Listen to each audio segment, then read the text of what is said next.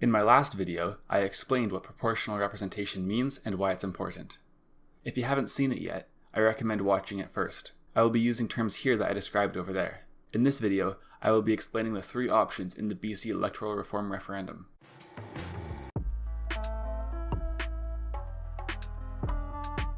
Dual member proportional.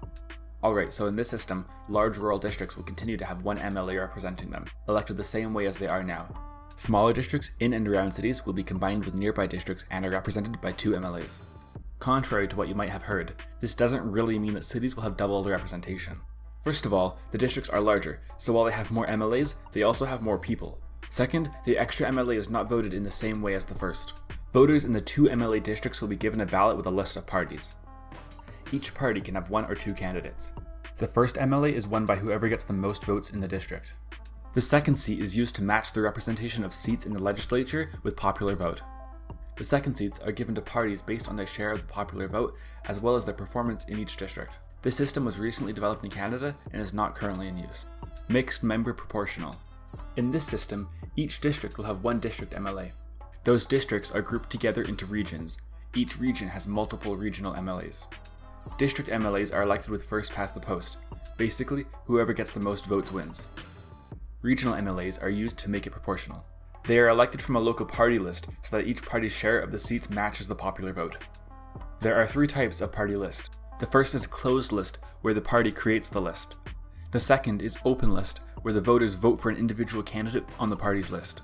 The third is open list with party option, where the voters can either vote for a candidate or endorse a party's list of candidates. This system will have either 1 or 2 options on the ballot.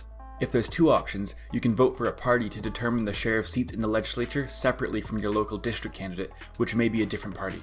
This allows for flexibility, like if you like the party's local candidate but don't think they'd be as good provincially, or vice versa. If there's 1 option, the party of the local district MLA will be used to determine the share of seats. The number of votes, as well as the type of party list, will be decided by a committee after MMP is adopted. MMP is used in many countries, including Germany, New Zealand, and Scotland. Rural-urban proportional.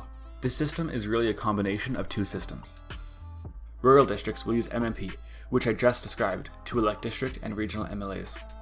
Urban and semi-urban districts will be combined into larger districts and be represented by multiple MLAs. These districts will use a system called Single Transferable Vote, or STV. The ballot will list multiple candidates from various parties, which the voters may rank from preferred to least preferred. Voters can rank as many as they would like. There will be a minimum required amount of votes to get a seat, called the quota. The quota is different in each district depending on how many votes and how many seats there are. If a candidate has more than the quota, the extra votes are transferred to the other candidates using the voters' second choices. Candidates with the fewest votes are dropped, and their votes are transferred to the other candidates using the voters' next choice. This continues until all the seats are filled. This system has technically not been used before, but MMP is used in Germany, New Zealand, and Scotland, and STV is used in Ireland, Australia, and Malta. Those are the 3 proposed systems. I have links to more information in the description, including a great quiz that will determine which systems are best for you. This referendum has already started. If you haven't done so yet, you can still request a package until November 23rd. Visit elections.bc.ca/ovr or call this number. Thanks for watching.